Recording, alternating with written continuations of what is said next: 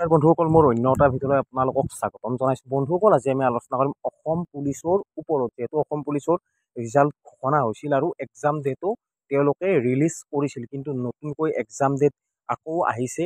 আজি এই ভিডিঅ'টোৰ মাধ্যমেৰে আপোনালোকক জনাবলৈ চেষ্টা কৰিম যে আপোনালোকৰ ছেকেণ্ড লিষ্ট আহিব নেকি, বা আপোনালোকে যদি কম নম্বৰ পাইছে আপোনালোকে চিলেক্ট হ'ব নেকি, আপোনালোকৰ পোষ্টত 5জনকৈ মাতিছিল নে 2জনকৈ মাতিছিল, গোটেইখিনি কথাই এই ভিডিঅ'টোৰ মাধ্যমেৰে জনাবলৈ চেষ্টা কৰিম।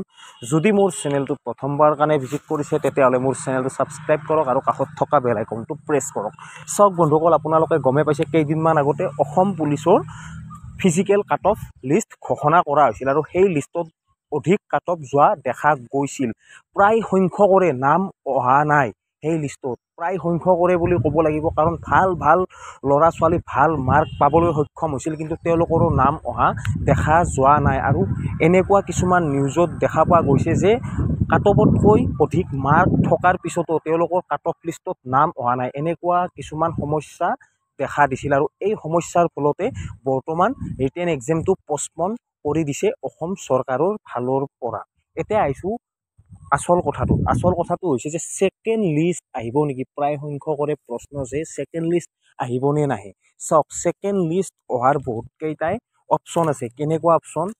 প্ৰথম কথাটো হ'ল ছেকেণ্ড লিষ্ট তেতিয়া আহিব যেতিয়া আপোনালোকৰ যদি যিখন লিষ্ট বৰ্তমান ৰিলিজ কৰিছে সেইখন লিষ্টত যদি এটা পোষ্টৰ এগেইনষ্টত 5জনকৈ কেণ্ডিডেট মাতিছে তেতিয়াহ'লে আপোনালোকৰ ছেকেণ্ড লিষ্ট নাহে। বৰ্তমান লিষ্টখনত যদি এটা পোষ্টৰ বিপক্ষে 5জন কেণ্ডিডেট মাতিছে তেতিয়াহ'লে ছেকেণ্ড লিষ্ট অহাৰ কোনো ধৰণৰ প্ৰশ্ন নাহে।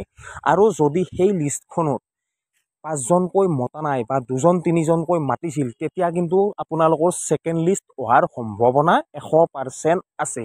এইটো ক'ব নোৱাৰি যে ডাইৰেক্ট যে আপোনালোকৰ ছেকেণ্ড লিষ্ট আহিবই এইটো ক'ব নোৱাৰি, কাৰণ আপোনালোকৰ যদি এটা পোষ্টৰ কাৰণে 5জন মাতিছিলে তেতিয়াহ'লে কিন্তু ছেকেণ্ড লিষ্ট নাহে। কিন্তু সেইসকলে কোৱালিফাই কৰিব যিসকলে মাৰ্ক অধিক পাইছে বা তেওঁলোকৰ কাট অফ লিষ্টত নাম অহা নাই, কাট অফতকৈ অধিক মাৰ্ক পাইছে কিন্তু তেওঁলোকৰ কাট অফত নাম অহা নাই, সেইসকলে কিন্তু এইখন লিষ্টতে সোমাই যাব। আৰু যদি এটা পোষ্টৰ কাৰণে 2টা বা 3টা ল'ৰা ছোৱালী মাতিছিল তেতিয়াহ'লে কিন্তু ছেকেণ্ড লিষ্ট অহাৰ সম্পূৰ্ণ সম্ভাৱনা আছে, কাৰণ বহুত সংখ্যক ল'ৰাই ইয়াৰ ওপৰত কেছ ৰুজু কৰিছে। সেই হেতুকে বা সেই হিচাপতে এই এক্সামটো পষ্টপন কৰি ৰখা হৈছে। আৰু আপোনালোকে গম পাইছে যে নিউজত প্ৰকাশ কৰি আছে যে বহুত সংখ্যক ল'ৰা ছোৱালী কাট অফতকৈ অধিক মাৰ্ক পাইছে, তেওঁলোকৰ নাম অহা নাই, এনেকুৱা ধৰণৰ কিছুমান সমস্যা দেখা দিছে।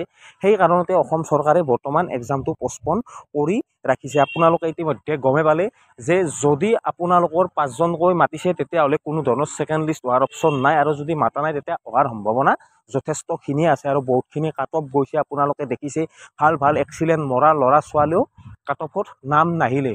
হয়তো আৰু কেইদিনমান পিছত নতুনকৈ আপডেট আহিব পাৰে, যিহেতু বেছি দিন নাই, এইকেইদিনৰ ভিতৰতে আপোনালোকৰ হয়তো এই সপ্তাহটোৰ ভিতৰতে আপোনালোকে এটা নতুন আপডেট পাবলৈ সক্ষম হ'ব পাৰে অসম চৰকাৰৰ ফালৰ পৰা।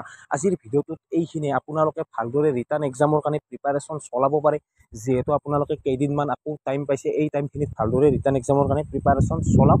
আজিৰ ভিডিঅ'টোত এইখিনিয়ে। আজিলৈ আহিছোঁ। জয় হিন্দ, জয় ভাৰত।